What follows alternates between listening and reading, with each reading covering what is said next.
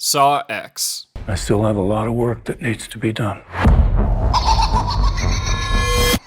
Okay, I gotta admit, I was a little excited to see Saw X. When it was announced, I kind of rolled my eyes and said, ugh, another one. Now, I have seen every Saw movie. I've seen a majority of them in theaters. I am a legit fan. When I saw the first one for the first time, I was legit terrified. As I was watching the screen, I was like a record player, just over and over I kept saying, how did they find my playthings? But as the movie progressed, I realized that someone else had the idea to make a fictional movie about a pig-headed guy taking people and putting them through elaborate traps that 99% of them don't make it out of. 'Cause it's just a movie, right?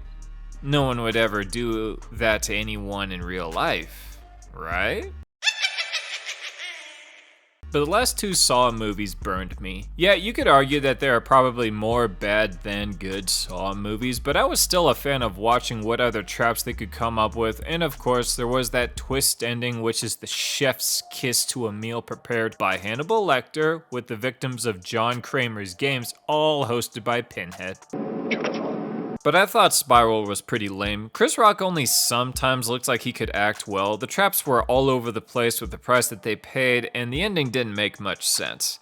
Jigsaw just pulled characters out of their asses and pretended like it was a convincing enough connection to the original story. It was just, didn't fit well. So that's why I rolled my eyes about another Saw movie. But then I heard John Kramer was gonna be in it. Go on. Then I heard it was gonna take place between Saw 1 and 2. Okay, fine. So, how was it? And is it worth your money? I'll let you all know without spoilers as we get spooky.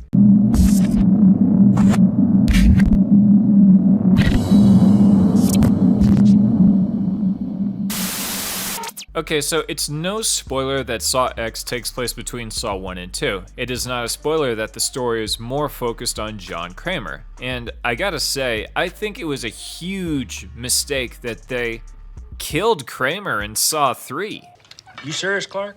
Yeah, I get that it may not have been the original plan the creators had in mind. They wanted to focus more on his legacy, but during his actual life, we get so little of the main man in action, and he truly shines in this film. It's a great character, and Tobin Bell plays him really well. In the first 8 Saw movies, we probably saw John alive in the present story as much as flashbacks before he died, and it just wasn't enough. Don't get me wrong, he is not a perfect villain, though you could chop that up to writers not thinking all the way through on these traps. Like, Jigsaw's goal is to force people to appreciate their lives, and he gives them all a chance and a choice, but then we get Amanda's trap where she has to cut open a paralyzed man's stomach to get the reverse bear trap off of her face. Bullshit! Yeah, where was that guy's chance to live? Anyways, even though we already know what is going to happen eventually to John later down the road, the movie still does a good job with its fan service, giving John the screen time he really should have had a decade ago. And since it's well established that everyone who survives his traps become pretty much cult followers,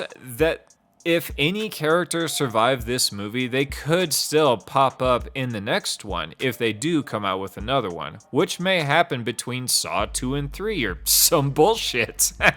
But in all honesty, I think the movie taking place between Saw 1 and 2 was a decent idea because John Kramer is already Jigsaw. There is no origin story for him. We already got scenes telling us his origin story as like flashbacks in the original timeline, so from the beginning of the movie, he is our main man villain. The traps in this one are pretty good, and I really liked that twist ending. I also liked the character moments. We do get to know his mindset a bit more as the movie progresses. Tobin Bell might be old as shit, but hey, if more Saw movies of this quality come out, I could give a flying fuck about where the story lands between the original movies. Keep them coming. And since this is the weekend before October gracing us with basic bitches waterboarding themselves with pumpkin spice lattes and the high school mall rats getting their time to shine with their costumes that most people would think is just part of their regular clothing, I absolutely think this movie is worth your money, and you absolutely should see it in theaters to kick off the Halloween season. I can't guarantee how good the movies coming out this month will be, but this one,